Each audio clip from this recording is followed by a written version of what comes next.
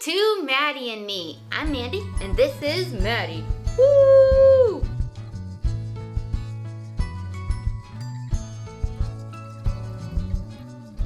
You're back. This is another breastfeeding series all about night weaning. Last week we talked about those midnight feedings. Oh, we're so glad that Maddie has stopped them. We're so glad that they're done. They're out of our life because that was hard. That was hard, guys. It was hard on me. It was hard on my husband.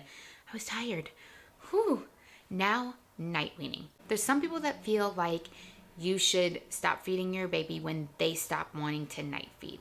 There's some people that think, hey, your baby's to a certain weight, your baby's to a certain age, they don't need to wake up anymore, they're waking out of habit. I'm going to tell you, I am one of those ones that I felt like my baby was waking up out of habit. Even though she was eating at that time, she probably didn't need to eat, but she was so used to me being her way to fall back asleep, me being her constant, me being her snuggle buddy, all that kind of stuff. And that's fine and that's great. And I love that. And it's super cute, and it's super cute to be able to console your babe. And I think as mothers, that's something that we relish in, that we can console our baby. I can console my baby over my husband by doing that every single time. But it wears on you. And I also think that Maddie would be so much better if she could sleep from 7 to 7, 7 to 6 without waking up. We've been on this journey of night weaning. I want to say that we've had success, guys. Success. So before, Maddie was waking up 12 to midnight and then 2:30 to 3:30. I would just get into these good sleeps and then I'd be pulled out, right? So we said we're success with the 12 to 1. Then she started waking up 2:30 to 3:30. So we just did the same process. At first I was going in, but then like I said, after my doctor was like, no, you need to stop going in. My husband just started going in, and then we just stopped. We just stopped going in. And it's been super successful. She's had one night where she woke up in that hour and my husband went back and consoled her, and it took her a while to go back down. I think maybe the teeth or whatever. And I know she's a little babe. Something picks her out of her sleep. She wakes up. It doesn't mean that she's not going to be sleeping through the night the next night, which she was back to sleeping through the night the next night. That's what we were going to do, and it has been successful for us. It was a couple of rough nights though, because she cried. My husband went in, consoled her, put her down. She cried again. He waited a little bit. He went back in. All of that. That's tiring. It's tiring for me because I want to just be able to go in there and feed her, but I'm like, no, don't do it. I also feel bad that my husband's getting out of bed, but it's not like I'm sleeping. I'm lying there pretending to sleep to try to ignore this until she goes back to sleep. But it's worth it, guys. It's worth it. I know some people are against the cry it out. I get it. It's horrible to hear your babe cry. But I had read something that had said, okay, that's the only way they know how to communicate a lot of times is to cry.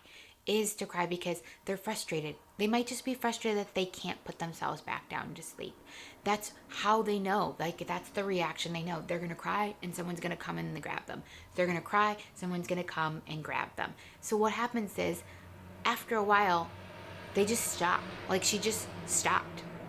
She stopped at 2:30 to 3:30 waking up. Amazing. Right now she's on the 7 p.m.-ish, in between 7 p.m., 7:15 to 5. I would like to push her longer, but we'll get there. We'll get there, guys. But I think that being able to go to sleep at 10, 10:30 and to sleep till 5 is amazing. I would still like more sleep, but I'm relishing in what sleep I'm getting now, and that she doesn't need me to go back to sleep. Because there have been a couple times in this, week and a half since we've been doing it. It's only been a week and a half, guys, that I hear her and I look at our little monitor, and what she's doing now is she's not sitting up. So if it's 3 o'clock, if it's 2:30, she's not sitting up. She's lying down and she's burrowing in and she's trying to put herself back to sleep. It's just the little whines, the whimpers. That's just how she's communicating. That's just how she's reacting right now. But the longer it goes, the less she'll do that. Because last night, I didn't hear her at all. Until she woke up at 5. That was amazing. This way, it worked for me, it worked for Maddie, it worked for my husband. Babes have little regressions. They have nights where they wake up and it's You don't know why they wake up. You just gotta do what is best for you and do what is best for your baby. But weaning Maddi off eating, weaning Maddi off us going in, it worked for us. And now she's sleeping longer and she's sleeping better and she's having solid night sleeps. And I know that the more she has solid night sleeps, the more she's going to crave those solid night sleeps, the more it's going to become a habit and the more she's going to do it. But we no longer breastfeed at night, and I'm so excited for that. We night weaned. Whoop, whoop, whoop, whoop. I'm Mandy. Subscribe for more Maddi and me, and comment below. Share with me your success of night weaning your baby. Yay, kids!